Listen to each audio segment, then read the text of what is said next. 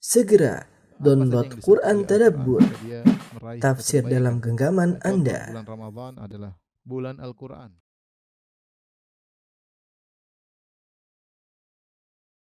Bismillahirrahmanirrahim. Assalamualaikum warahmatullahi wabarakatuh. Alhamdulillahi ala ihsanih wa syukru lahu ala taufiqihi wa amtinanih. Asyhadu an la ilaha illallah wahdahu la syarika lahu ta'ziman li sya'nih. Wa asyhadu anna Muhammadan abduhu wa rasuluhu da'ila ridwanih. Allahumma salli alaihi wa ala alihi wa ashabihi wa ikhwanih. Para ibu-ibu ya, Majelis Ta'lim Al-Ittiba yang dirahmati oleh Allah Subhanahu wa taala, demikian juga para pemirsa dimanapun Anda berada. Pada kesempatan kali ini kita bahas tentang larangan berburuk sangka kepada Allah Subhanahu wa taala.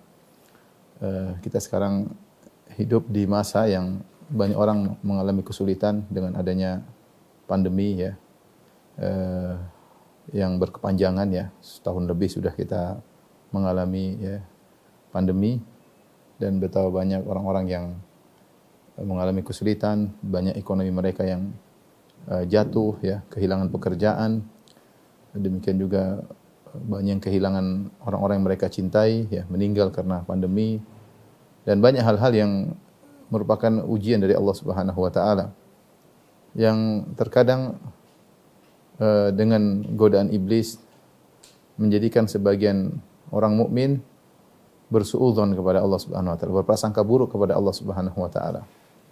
Disinilah iblis dan syaitan mengambil perannya untuk meniupkan racun ke dalam akidah kaum muslimin ya, agar berburuk sangka kepada Rabbul Alamin, berburuk sangka kepada Rabbul Alamin.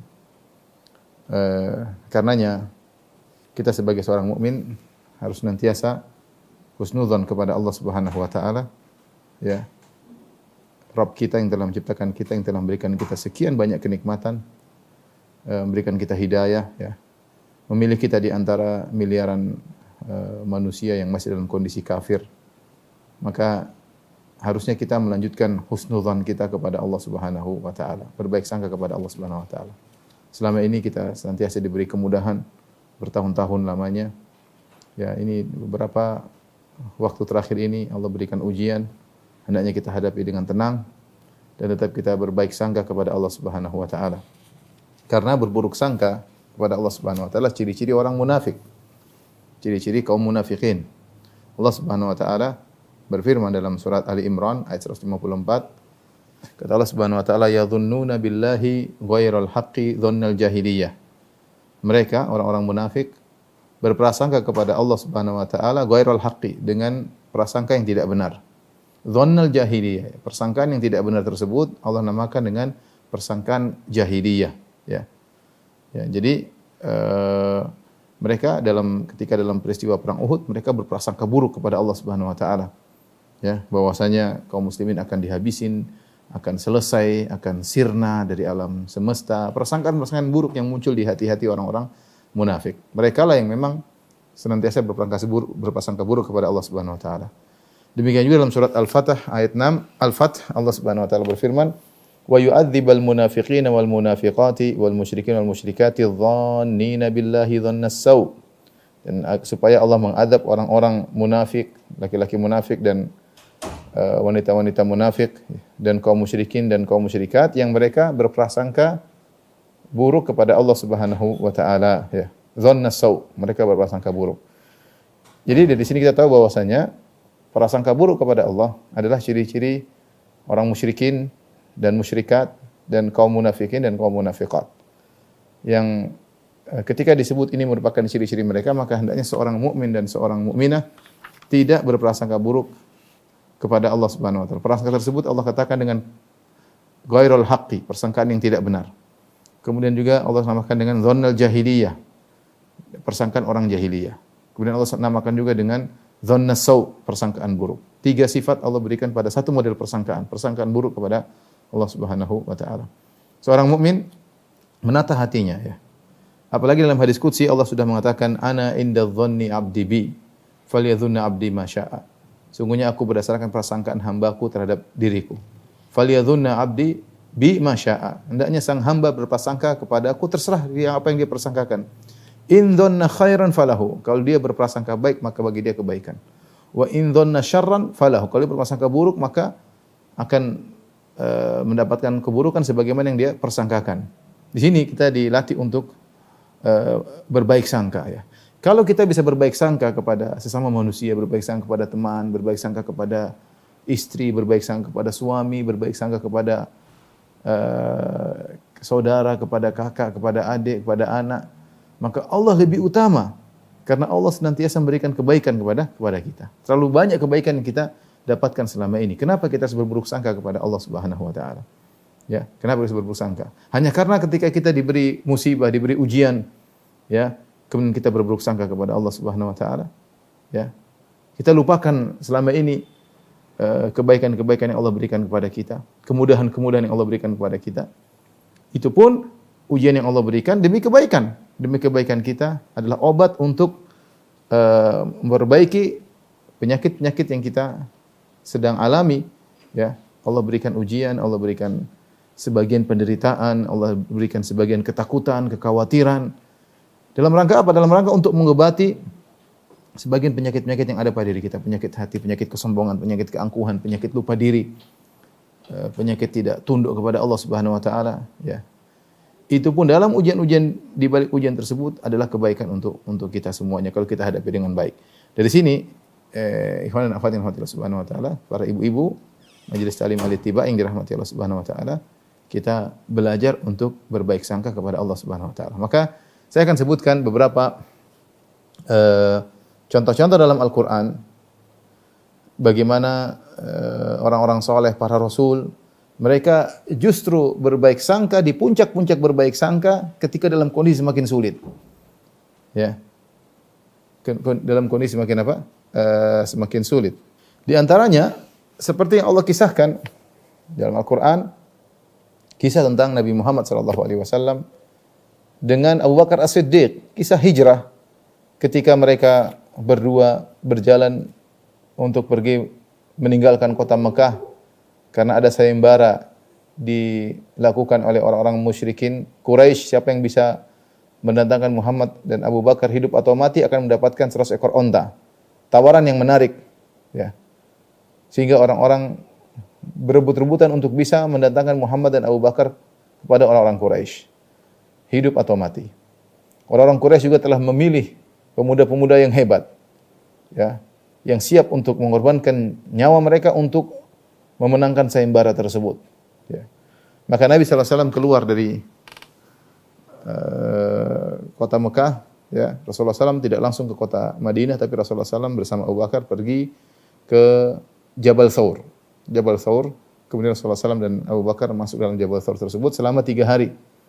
Dengan berbagai macam trik yang dilakukan oleh Nabi, ya, langkah-langkah yang dilakukan oleh Nabi SAW agar jejak mereka tidak ketahuan. Ya, ini sudah pernah kita jelaskan dalam kisah hijrah Nabi SAW. Saya tidak ingin mengulangi. Tapi intinya, setelah Nabi dan Abu Bakar radhiyallahu taala anhu, Nabi SAW dan Abu Bakar radhiyallahu anhu sudah berusaha untuk mengelabui, melakukan trik sehingga orang-orang kafir Quraisy terpedaya, ya, tetap saja posisi Nabi dan Abu Bakar ketahuan. Nabi SAW Abu Bakar masuk dalam Jabal Thawr, dan Jabal Thawr itu ada goa, dan goa tersebut mengarah ke bawah. Ya. Ternyata pasukan kaum musyrikin sampai, entah mereka pandai melihat jejak, ya. Mereka akhirnya sampai pada mulut goa. Subhanallah. Kumpulan anak-anak muda yang siap dengan pedang-pedang mereka, siap menghunuskan pedang mereka, siap menumpahkan darah Nabi Muhammad SAW, Abu Bakar, ya, dengan begitu mudah. Mereka jumlahnya banyak dan mereka sudah sampai di mulut goa. Saat yang sangat genting, saat yang sangat genting. Sementara mulut goa terbuka, mulut goa terbuka. Adapun hadis-hadis yang mengatakan di mulut goa tersebut ada burung merpati buat sangkar, ada sarang laba-laba, ini semua hadis dhaif. Hadis dhaif. Ada yang mengatakan tumbuh pohon tiba-tiba di situ sehingga menutupi mulut goa, semuanya hadis dhaif. Kenapa? Bertentangan dengan hadis yang sahih. Hadis yang sahih, Abu Bakar radhiyallahu taala anhu takut dan dia bersedih. Dia khawatir kepada Nabi tentunya yang pertama, lebih dia khawatirkan daripada dirinya sendiri. Dia menemani Nabi SAW, dia sangat cinta kepada Nabi SAW. Maka Abu Bakar mengutarakan kekhawatirannya kepada Nabi di saat-saat yang sangat genting tersebut. Abu Bakar berkata, Ya Rasulullah, lau anna ahadahum nadhara ila tahti qadamaihi la absarana. Ya Rasulullah, kalau salah seorang dari mereka itu, yang puluhan orang sedang berada di mulut gua dengan menghunuskan pedang mereka, para pemuda-pemuda yang kuat. Salah satu saja dari mereka nengok ke bawah, pasti sudah lihat kita ketahuan. Subhanallah. Apa kata Nabi SAW? Ya Abu Bakrin, ma dhannuka bithnaini Allahu thalithuhuma. Di sini Nabi berbicara tentang persangkaan. Kata Nabi, ya Abu Bakar, bagaimana menurutmu, bagaimana persangkaanmu tentang dua orang, yaitu saya dan engkau, yang Allah adalah ketiganya. Kira-kira bagaimana kalau Allah bersama kita? Bagaimana persangkaan engkau? Nabi mengajarkan Abu Bakar untuk berprasangka baik. Nabi mengatakan la tahzan, dalam Al-Quran Allah abadikan. Thaniyasnaini idh huma fil ghar idh yaqulu li sahibihi la tahzan innallaha ma'ana. Thaniyasnaini, yaitu Rasulullah SAW berkata kepada orang yang kedua, ya, idh huma fil ghar, ketika mereka berdua dalam goa Jabal Thaur, idh yaqulu li sahibihi, tatkala dia berkata kepada kawannya, kepada sahibnya, kepada sahabatnya, kepada Abu Bakar radhiyallahu anhu, la tahzan, jangan kau sedih. Innallaha ma'ana, sungguhnya Allah bersama kita. Dalam hadis disebutkan Rasulullah berkata, ya Abu Bakrin, ma dhannuka bithnaini Allahu thalithuhuma. Wahai Abu Bakar, bagaimana persangkaan engkau tentang dua orang yang Allah adalah ketiga di antara mereka? Nabi ngomong begitu bukan dalam kondisi sedang lagi duduk-duduk, minum kopi, lagi santai-santai di rumah. Tidak, Nabi menyuruh Abu Bakar untuk berprasangka baik di puncak-puncak kesulitan. Di saat kaum musyrikin sudah satu saja nengok ke bawah, selesai mereka secara zahir, ya, secara hukum sebab akibat, ya. Mereka banyak anak muda kumpul dengan pedang terhunus, satu saja yang ngelihat. Mereka puluhan, masa enggak ada satu yang lihat ke bawah? Satu aja yang nengok ke bawah ketahuan. Di saat-saat genting seperti itu Nabi mengajarkan Abu Bakar untuk berbaik sangka kepada Allah. Sinilah kalau kita baca lihat kisah-kisah yang Allah sebut dalam Al-Qur'an, justru para nabi, orang-orang soleh, mereka berprasangka kebaik kepada Allah di saat-saat genting, di puncak-puncak kegentingan. Ya. Nabi berkata, la tahzan innallaha ma'ana. Jangan kau sedih, jangan kau khawatir, sungguhnya Allah bersama kita. Inilah pelajaran yang bisa kita ambil, ya. Bahwasanya tetap kita berbaik sangka kepada Allah dalam kondisi apapun. Justru dalam kondisi sangat-sangat genting, di puncak-puncak genting berbaik sangka kepada Allah Subhanahu wa taala. Apa yang Allah putuskan, apa yang Allah kehendaki, itu yang akan berlaku dan itu yang terbaik bagi kita, apapun yang terjadi. Apapun yang terjadi. Berbaik sangka bahwasanya Allah akan menolong di saat-saat genting. Di saat tidak ada yang bisa menolong kita kecuali Allah Subhanahu wa taala. Di saat semua pintu-pintu di dunia tertutup, pintu langit tetap akan terbuka. Lihat Nabi SAW mengatakan la tahzan, bukan dalam kondisi santai, dalam kondisi super genting. La tahzan. Jangan kau sedih. Oleh karena ini pelajaran yang berharga bagi kita. Ya. Kita semua tentu pernah mengalami kondisi demikian. Ya. Nah, kita semua pernah mengalami kondisi sulit, kondisi sedih. Ya. Ada siapa sih di atas muka bumi yang tidak mengalami kesedihan, tidak mengalami kekhawatiran? Siapa orang? Tidak ada, semuanya. Mau orang miskin, mau orang kaya, mau ya rakyat jelata, super jelata, maupun raja, ya, presiden, panglima, ya, perdana menteri, semuanya gelisah. Apalagi sekarang musim Covid, semuanya gelisah. Enggak ada, semua orang pasti ada namanya kekhawatiran, kegelisahan. Ya, semuanya. Ada orang sedih, di antara kita ada yang sedih, ada yang sedih anaknya meninggal. Kasihan, luar biasa sedihnya kayak apa? Merasa kehilangan orang yang dia cintai. Ada di antara mereka yang orang tuanya meninggal, ya. Tentu kesedihan yang luar biasa. Ada di antara kita yang istrinya meninggal kena Covid, ada di antara kita suaminya meninggal. Betapa berat ya. Beberapa sebagian ibu-ibu minta nasihat ya. Bahkan bikin grup kemudian minta nasihat sama saya bagaimana kesedihan yang saya lihat dari mereka ketika kehilangan suaminya. Berat ya. Namanya permasalahan selalu ada ya. Tidak datang dan terus begitu ya. Kadang pagi hari kita senang, sore hari kita sedih ya. Kadang sore hari kita gembira, pagi hari kita ada masalah, problem ya.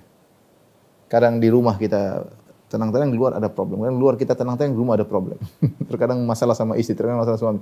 Demikian namanya tabiatul hayatid dunia. Itulah tabiat kehidupan dunia seperti itu. Ya. Namanya kegelisahan itu ada, tapi kita harus yakin husnudzon kepada Allah. Ingat kata Nabi SAW kepada Abu Bakar, la tahzan innallaha ma'ana. Sungguhnya Allah bersama kita. Nah, ini yang harus kita pikir. Bagaimana cara kita bisa husnudzan kepada Allah dalam kondisi sangat genting? Bagaimana kita bisa meyakinkan pada diri kita, innallaha ma'i. Sungguhnya Allah bersamaku. Innallaha ma'ana, Allah bersama kita. Ini tidak semua orang mampu mengucapkannya. Dengan yakin, dengan penuh kepercayaan, Nabi berkata kepada Abu Bakar, innallaha ma'ana. Allah bersama kita. Ini yang berat, dan ini tidak bisa kita hadirkan dalam diri kita kecuali kita bertakwa kepada Allah.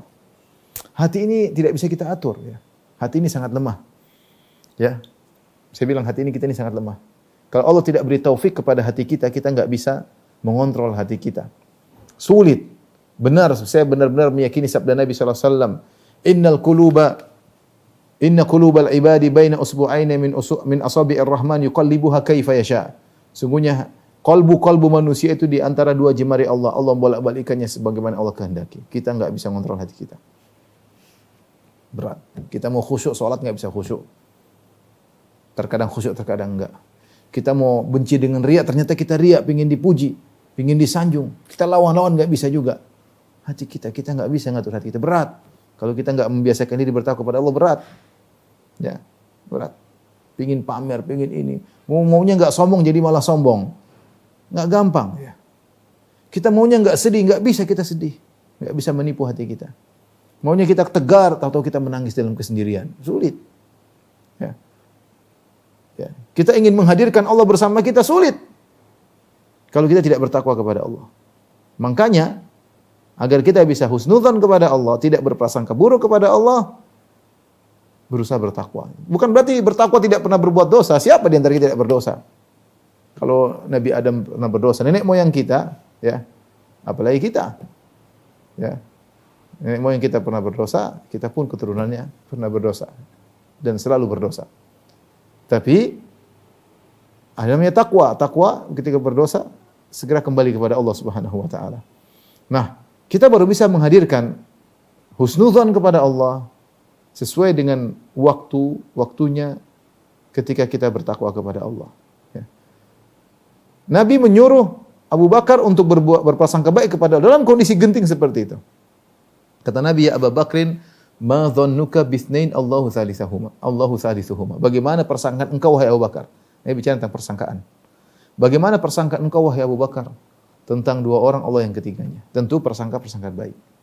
Tentu kalau Allah bersama kita, kita akan selamat. Akan ada jalan keluar.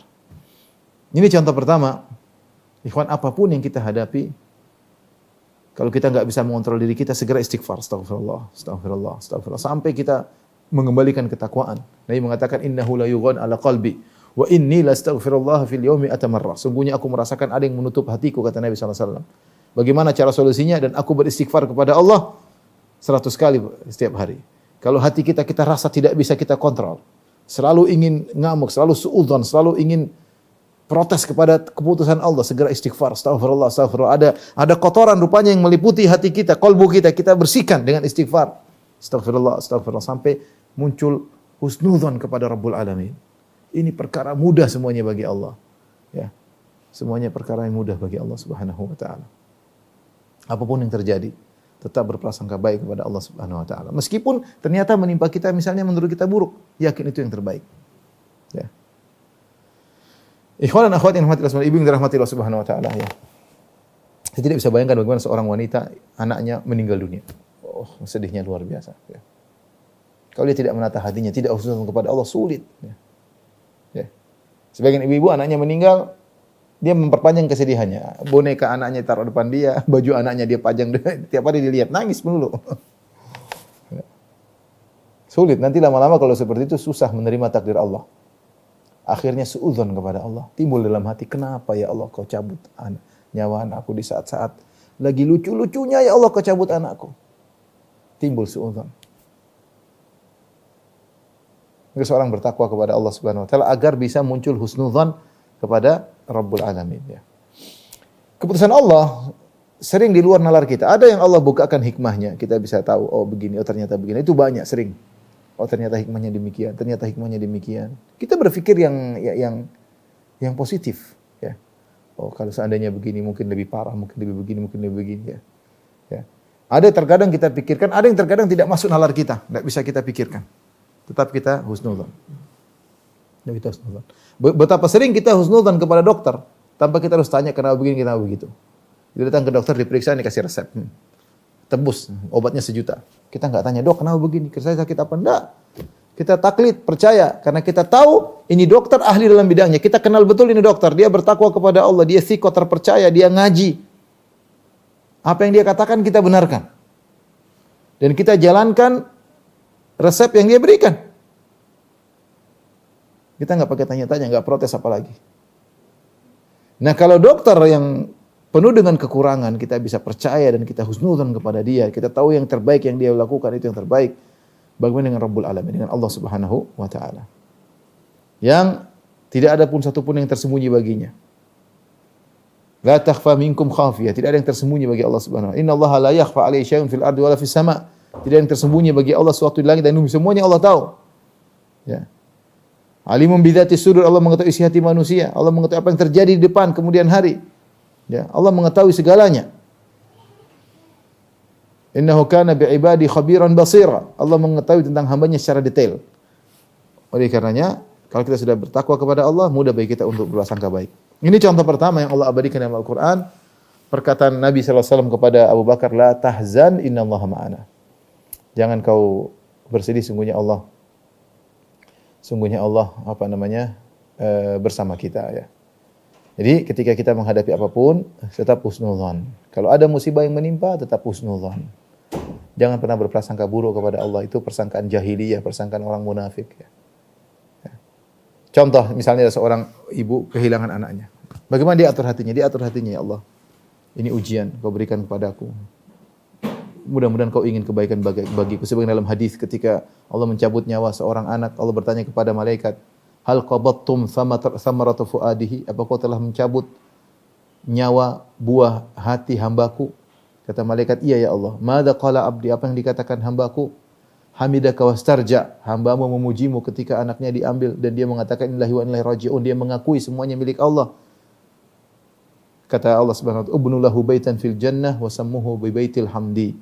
Bangunkan istana bagi hambaku di surga, namakan dengan istana pujian. Kenapa? Ini istana spesial, bukan sembarang istana. Istana spesial, istana pujian, di mana sang hamba ketika diuji dengan sesuatu yang sangat dia cintai, buah hatinya, ya, buah hatinya diambil oleh Allah Subhanahu Wa Taala. Di saat-saat seperti itu dia masih husnudzon dan dia memuji Allah. Dia mengatakan Alhamdulillah ala kulli hal. Seorang mungkin sangat sedih, tapi dia harus menata dirinya. Dia bisa menata husnudzon. Oh, Allah ingin kebaikan bagi saya. Allah muji saya pada perkara yang saya cintai, misalnya. Dia tata hatinya, manage hatinya. Anak ini pun kalau besar belum tentu saya bisa rawat. Zaman depan penuh dengan kerusakan, sekarang aja kerusakan medsos luar biasa.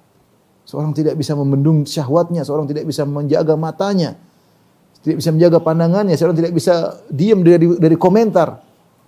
Kemudian mulut gak mampu melihat kejadian depan dia pasti komentar, entah komentar benar, komentar salah. Fitnah luar biasa di kemudian hari. Alhamdulillah anak diambil masih dalam kondisi bersih, bisa jadi memberi syafaat pada hari kiamat. Kita berpikir apa? Husnudzon kepada Allah Subhanahu wa taala.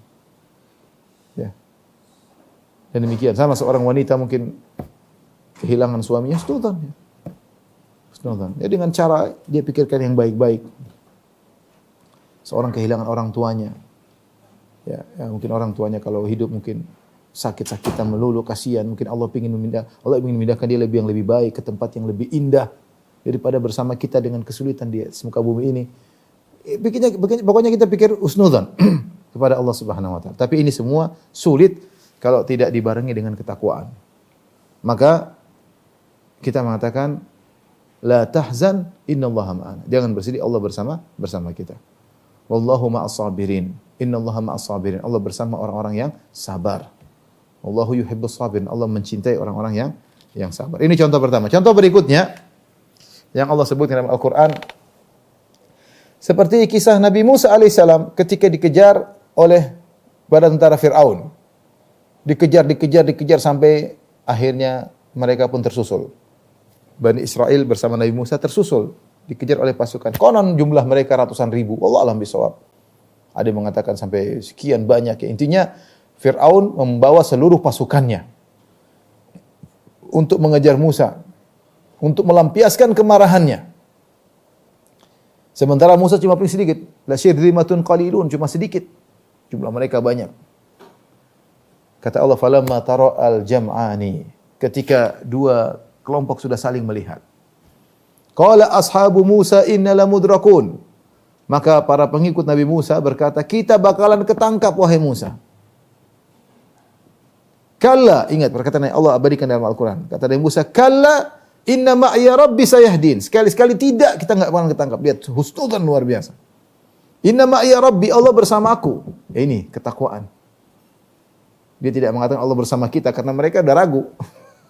Mereka udah kita ketangkap. Sudah seuzan. Nabi Musa mengatakan, inna ma'iya rabbi, Allah bersamaku. Kalian seuzan, aku tidak. Inna ma'iya rabbi sayahdin, dia akan beri petunjuk, akan beri jalan keluar, akan beri solusi kepadaku. Kapan Musa alaihissalam mengucapkan demikian? Bukan tatkala lagi naik kuda, tenang aja, oh Allah tenang kita naik kuda, lagi banyak pengawal. Enggak, lagi dalam kondisi di super genting. Di depan Laut Merah. Yang entah mungkin ombaknya lagi berkobar ya. Di belakang ratusan ribu pasukan, sudah tidak ada jalan keluar, tidak bisa kanan, bisa kiri, sudah tinggal ketangkap selesai. Maksudnya Nabi Musa justru husnudzan kepada Allah di puncak-puncak kegentingan. Ini yang subhanallah, nampaklah iman, intisari iman seseorang di situ. Ya. Kita ini belajar akidah, mungkin saya ngajar akidah, tapi wallahu alam kalau diuji oleh Allah kita hanya bisa nas'alullah tsabat. Semoga Allah berikan kita kekokohan. Berat, enggak gampang. Teori sih gampang ngomongnya, dia ngomong gampang. Saya tinggal hafal hadis, hafal ayat saya sampaikan pada ibu-ibu sekalian. Ketika datang ujian tidak mudah. Ini harus mumarasah, harus sering-sering. Makanya sering kadang-kadang Allah kasih kita ujian kecil-kecil, kita latihan. Setelah Allah kasih ujian besar, mudah-mudahan kita bisa kokoh. Betapa banyak orang gugur ketika diberi ujian berat oleh Allah Subhanahu wa taala. Ketahuan iman mereka. Tahu mana yang imannya benar, mana yang imannya enggak benar. Ya. Makanya Allah mengatakan alif lam mim ahasiban nasu ayutraku ayaqulu amana wa hum la yuftanun. Alif lam mim, apakah manusia dibiarkan berkata kami telah beriman sementara mereka tidak diuji? Wa laqad fatanna alladziina min qablihim fala ya'lamanna Allahu alladziina shadaqu wa la ya'lamanal kadzibin. Sungguh kami telah menguji orang sebelum mereka agar Allah tahu mana imannya benar, mana imannya dusta. Akan nampak iman kita sesungguhnya dalam kondisi genting. Jadi masalah pertolongan Allah datang dalam kondisi-kondisi genting seperti itu. Yang menakjubkan Nabi Musa, dia mengatakan inna ma'iya rabbi, Allah bersamaku. Dia bukan mengatakan demikian ketika musuh masih jauh. Oh tenang, Allah bersama kita. Tidak. Ketika musuh tidak kelihatan dia ngomong begitu, tidak. Dia tidak ngomong begitu ketika musuh tidak kelihatan. Tetapi Musa alaihissalam mengucapkan demikian ketika di puncak kegentingan, di belakang ada ratusan ribu pasukan Fir'aun dengan kemarahan yang luar biasa. Ingin melampiaskan kejengkelan mereka, di depan mereka Laut Merah tidak mungkin mereka lewati. Di depan mereka, di depan ada mulut singa, di belakang ada mulut harimau. Kematian di depan dan di belakang, diliputi oleh kematian, luar biasa. Di saat itulah Musa. Sementara orang-orang dekatnya provokasi, menggembosi. Mau kemana lagi Musa? Innala mudrakun, kita bakalan ketangkap, luar biasa. Ini berat lagi dari Musa. Kalau teman-temannya kita semangat, tenang. Oh kita semangat. Ini teman-temannya menggembosi semuanya. Udah Musa, ketangkap. Sebagian mereka mengatakan, ini mana janji Tuhanmu? Mana janji Tuhan? Kita ketangkap, udah mau kemana? Depan Laut Merah, belakang Fir'aun, balentara. Tapi di saat-saat genting seperti itu, husnudzon. Ini yang sulit ya ikhwan. Ibu-ibu sekalian. Lagi ibu-ibu yang perasaannya suka main perasaan ya, harusnya kokoh, tegar. Ini teori, prakteknya berat. Kita diuji tidak sampai seperti kondisi Nabi Musa alaihissalam. Betapa banyak di antara kita yang gugur. Lihatlah Musa alaihissalam dalam kondisi sangat genting, justru dia husnudzon, dia mengatakan inna ma'iya rabbi, Rabbku bersamaku, sayahdin. Dia mengatakan akan beri jalan keluar bagi kita, akan beri petunjuk kepada kita. Dan benar akhirnya Allah menyuruh Nabi Musa untuk memukulkan tongkatnya. Ketika dia pukul, fanfalaqa Fakana kullu firqin qattaudil azim, maka terbelahlah lautan, setiap belahan seperti gunung yang tinggi. Sebagian ahli tafsir seperti Ibnu Katsir rahimahullah menyebutkan langsung terbuka menjadi 12 jalan. Karena Bani Israel ada 12 suku, dibuka 12 jalan agar tidak rebut-rebutan jalan. Subhanallah. Yang ingin saya sampaikan bagaimana muncul husnudzon di saat-saat genting. Ini contoh kedua yang Allah sebutkan dalam Al-Quran. Contoh ketiga yang Allah sebut dalam Al-Quran adalah kisah Nabi Yakub alaihissalam. Nabi Yakub diuji dengan ujian yang sangat berat, dipisahkan dari orang yang paling dia cintai, yaitu Yusuf alaihissalam. Bagaimana anak ganteng, bukan kita bayangkan kita Nabi Yakub ya, anaknya ganteng banget Yusuf. Nurut banget, soleh banget apalagi.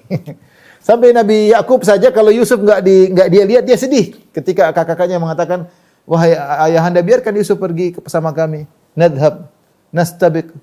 Ya, kita ingin pergi keluar jalan, Yusuf di rumah terus, kasihan, kita bawa keluar jalan-jalan biar nanti kita jalan-jalan main-main di sana. Apa kata Yakub? Inni la yahzununi an tadhhabu bih. Sungguh menyedihkan aku kalau kalian bawa dia pergi. Yusuf aja keluar rumah, Yakub sedih. Dia sangat cinta kepada putranya Yusuf alaihissalam. Situlah dia diuji. Diuji, akhirnya Yusuf dibawa pergi oleh kakak-kakaknya, dijual jadi budak, entah kemana pergi. Nabi Yakub senantiasa menangis. Senantiasa menangis. Tapi Yusuf punya adik namanya Binyamin. Mulailah Yakub sayang kepada Binyamin. Kemudian Allah uji lagi, ternyata Binyamin juga ketahan. Sebagaimana dalam kisah Yusuf. Hilanglah anaknya Yusuf, hilangnya anaknya Binyamin, 2 orang yang sangat dicintai. Kemudian kakak mereka yang paling tua juga tidak mau pulang dari Mesir. 3 orang anaknya sudah. Di saat itulah Yakub berkata, "Innama ashku bathi wa husni ila Allah." Aku hanya mengeluhkan kesedihanku kepada Allah. Aku hanya menyampaikan curhatanku kepada Allah Subhanahu wa taala. Ana a'lamu minallahi ma la ta'lamun. Aku tahu yang kalian tidak ketahui. Ya. Husnudzon kepada Allah Subhanahu wa taala. Di saat-saat genting seperti dia berkata, "Ya bani yadhhabu fatahassasu min Yusuf wa akhihi wa la tayasu min rauhillah. Innahu la yayasu min rauhillah illa al-qaumul kafirun." Di saat-saat seperti dia berkata kepada anak-anaknya, "Wahai anak-anakku, pergilah kalian, cari Yusuf, dengar kabar-kabar, tahassasu." Cari kabar-kabar tentang Yusuf. Wa akhihi, dan Binyamin, cari kabar-kabar. Karena kakak yang pertama mereka tahu aman. Tapi yang enggak jelas Yusuf dan Binyamin. Kemudian yang menakjubkan Yakub berkata, "Wala tayasu mir rauhillah." Jangan kalian putus asa dari rahmat Allah. Jangan putus asa. Innahu la yayasu mir rauhillah illal qaumul kafirun. Tidak ada yang putus asa dari rahmat Allah kecuali orang kafir. Ini Yakub tidak mengatakan demikian ketika Yusuf pertama kali hilang, tidak. Tapi dia mengucapkan ketika bertumpuk-tumpuk problem. Yusuf hilang, Binyamin tidak tahu bagaimana kondisinya, kakaknya enggak mau pulang, lengkap 3 anaknya tertahan. Dan dia menangis dan sampai dia buta. Wa biyaddat aynahu minal huzni fahuwa kadzim. Ketika dia tahu Binyamin tertahan, Yusuf entah di mana. Ya asafa ala Yusuf. Bagaimana kasihan Yusuf. Binyamin tertahan, Yusuf gimana kabarnya? Wa biyaddat aynahu minal huzni. Saking sedihnya sampai matanya pun putih buta. Tapi apakah dia putus asa? Tidak, dia lawan kesedihan tersebut. Memang sedih ujian, hati tidak bisa kita atur. Sedih, siapa yang tidak sedih kehilangan anak yang sangat dia cintai. Tapi apakah kesedihan tersebut membuat dia suudzon kepada Allah? Membuat dia tidak menerima takdir Allah? Enggak. Dia mengatakan, "Fatahassasu min Yusuf wa akhihi wa la tayasu min rauhillah." Jangan putus asa dari rahmat Allah. Jangan putus asa dari rahmat Allah. Yang putus asa adalah orang-orang kafir. Sampai dia ingatkan, "Innahu la yayasu min rauhillahi illa qaumul kafirun." Taib, apa yang dilakukan Yakub? Dia berdoa. Dia yang mengatakan, "Innama ashku bathi wa husni ila Allah." Aku hanya mengadukan kesedihanku kepada Allah. Umar bin Khattab ketika baca ini nangis. Umar bin Khattab. Imam salat subuh sampai ayat ini. Innama ashku bathi wa huzni ila Allah. Nangis Umar bin Khattab. Umar bin Khattab bukan orang yang mudah nangis. Orang yang tegas. Tapi begitu lewat ayat ini, bagaimana menggambarkan kesedihan Yakub alaihissalam. Beliau menangis dalam salat subuh. Tapi apa kesedihan yang membuat Yakub kemudian suudzon kepada Allah? Ya, tidak. Justru dia semakin berharap kepada Allah. Ya. Kenapa ikhwan dan akhwat? Kenapa ibu bin rahmatillah subhanahu wa ta'ala? Karena betapa sering pertolongan Allah datang di puncak-puncak kegentingan. Nabi yang pernah berkata, "Innama an-nasr ma'as sabr." Sungguhnya pertolongan datang bersama kesabaran. Wa innal faraja ma'al karbi, dan sungguhnya solusi datang dalam bersamaan penderitaan. Ada penderitaan baru datang solusi. Bersamaan. Kalau masih biasa-biasa belum ada solusi. Di puncak-puncak kesulitan ada solusi. Innama al-usri yusra, bersama dengan kesulitan ada kemudahan. Innama al-usri yusra. Innama al-usri yusra. Bersama kesulitan ada kemudahan. Bersama kesulitan ada kemudahan. Jadi sering muncul kemudian tersebut di puncak-puncak kesulitan. Lihatlah Nabi Yakub alaihissalam di puncak kesulitan dia mengatakan jangan putus asa, dan akhirnya ketemulah. Allah kasih solusi, akhirnya mereka bisa bertemu dengan Yusuf dan Binyamin, dikumpulkan kembali oleh Allah Subhanahu wa taala. Ini mengajarkan kepada kita tetap husnuzan kepada Allah. Tetap husnuzan kepada Allah Subhanahu wa taala. Ya. Kita dijanjikan oleh Allah untuk diuji dengan ujian yang berat. Kata Allah Subhanahu wa taala, "Am hasibatum an tadkhulul jannata." Apa kalian merasa akan masuk surga? An tadkhulul jannata walamma ya'tikum mathalul ladzina khalau min qablikum. Kalian merasa masuk surga sementara belum datang kepada kalian musibah-musibah, ujian-ujian yang menimpa umat-umat sebelum kalian. Massathumul ba'sa'u wadh-dharra'u wa zulzilu. Mereka diuji dengan ad-dharra, ya. Al-ba'sa, kekurangan harta, sakit, kehilangan jiwa. Al-ba's berkaitan dengan, intinya berkaitan dengan harta, berkaitan dengan jiwa. Massathumul ba'sa'u wadh-dharra, diuji dengan kekurangan, kesulitan ekonomi, dengan sakit, dengan kehilangan orang yang dicintai. Wa zulzilu, dan mereka digoncangkan. Digoncangkan oleh Allah dengan ujian yang berat, tergoncang mereka. Hatta yaqula ar-rasulu walladzina amanu ma'ahu mata nasrullah, sampai-sampai sang rasul dan orang beriman berkata, kapan datang pertolongan Allah? Sebagian ahli tafsir mengatakan seperti Al-Qurtubi, bukannya mereka meragukan tentang pertolongan Allah, tidak. Mereka mengatakan, tapi mereka semakin yakin. Jadi sebagian orang menyangka ayat ini, mereka diuji sampai mereka mengatakan, kapan datang pertolongan Allah? Seakan-akan mereka ragu dengan Allah. Tidak.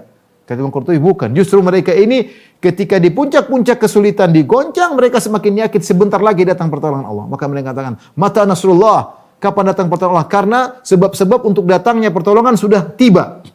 Di puncak-puncak kesulitan, berarti kalau sudah puncak kesulitan akan datang pertolongan. Biasanya demikian, sunnatullah demikian.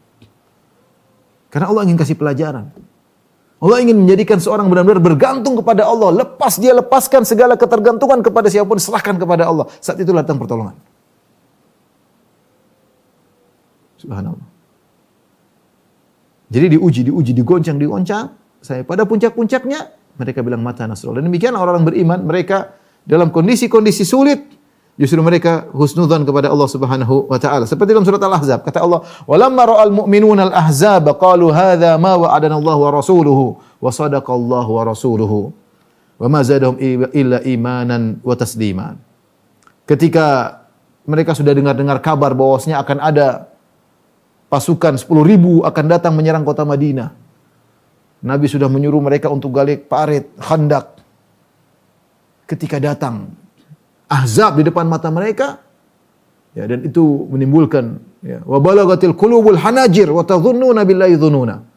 Sampai muncul wa balagatil qulubul hanajir, sampai jantung mereka naik ke kerongkongan, artinya sangat ketakutan luar biasa. Itu istilah untuk menggambar ketakutan luar biasa, tetapi mereka di saat itu mereka husnudzan. Mereka mengatakan, hadza ma wa'adana Allah wa rasuluhu. Ini yang Allah telah janjikan, akan datang musuh dan kami akan menang. Wa sadaqallahu wa rasuluhu, dan benarlah Allah dan Rasulnya. Wa ma zadahum illa, dan tidak menambah mereka kecuali imanan wa tasliman. Mereka semakin beriman dan mereka semakin pasrah. Ini yang dicari oleh Allah. Seorang pasrah kepada Allah, disertai dengan husnudzan kepada Allah Subhanahu. Di puncak-puncak kegentingan, puncak-puncak kesenangan, jangan pernah putus asa. Allah berfirman juga dalam surat Yusuf, hatta idza stai'asa ar-rusulu wa dhannu annahum qad kudzibu ja'ahum nasruna fanujjiya man nasha. Ketika hatta idza stai'asa ar-rusulu, ketika para rasul, ya, putus asa. Sebagian ulama mengatakan maksudnya ada sedikit mereka kayaknya ini orang sudah tidak bisa beriman. Karena melihat yang mereka dakwahi parah, ngeyel, membantang, menantang, ingin membunuh, mengancam, kayaknya enggak mungkin beriman. Maksudnya putus asa dari sisi itu. Bukan putus asa dari rahmat Allah, enggak. Hatta idza stai'asar rusulu, sepertinya ini mereka umat ini sudah enggak bisa beriman lagi. Para rasul sampai seperti saking parah-parahnya. Wa dhannu annahum qad kudzibu, dan mereka sudah menyangka mereka didustakan oleh orang-orang tersebut. Tiba-tiba seakan-akan mereka sudah ngancang-ngancang, mana kalian rasul? Mana azab? Katanya kalian kalau tidak kami kafir akan turun azab. Mana azab? Mana azab? Mana azab? Turunkan kepada kami. Mereka. Fa'tina bima ta'iduna in kunta minas sadiqin. Datangkanlah azab yang kau janjikan kalau kau benar-benar seorang rasul. Ini membuat sakit hati para rasul. Bagaimana mereka didustakan, bagaimana sampai hatta idza stai'a, sampai seakan-akan mereka sudah sini orang enggak bakalan beriman dan sudah selesai, ya. Ya, tidak akan beriman. Dan kemudian azab enggak turun-turun. Mereka mulai didustakan oleh orang-orang tersebut, ja'ahum nasruna, maka datanglah pertolongan kami. Jadi lihat bagaimana pertolongan muncul di saat-saat super genting. Itu sering terjadi. Itu sering terjadi, ya. Ini contoh-contoh yang Allah sebutkan dalam Al-Qur'an untuk mengajarkan kepada kita senantiasa husnudzon kepada Allah Subhanahu wa taala. Allah telah menekankan inna ma'al usri yusra. Sungguhnya bersama kesulitan ada kemudahan. Allah tidak mengatakan jika datang kesulitan ada kemudahan, tidak, tapi Allah mengatakan kebersamaan sehingga bersama, bareng-barengan, cepat pertolongan tersebut. Yang penting kita pasrah kepada Allah Subhanahu wa taala. Inna ma'al usri, Allah mengatakan inna, sesungguhnya. Ini penekanan, tinggal kita manage hati kita untuk pasrah kepada Allah Subhanahu wa taala ketika kita menghadapi ujian. Jangan pernah suudzon kepada Allah Subhanahu wa taala. Dengan ketakwaan kita bisa husnudzon senantiasa kepada Allah Subhanahu wa taala. Ikhwan dan akhwat yang dirahmati Allah Subhanahu wa taala, ini beberapa contoh dari Al-Qur'an, ya, mengajari kita untuk senantiasa husnudzon kepada Rabbul Alamin, ya.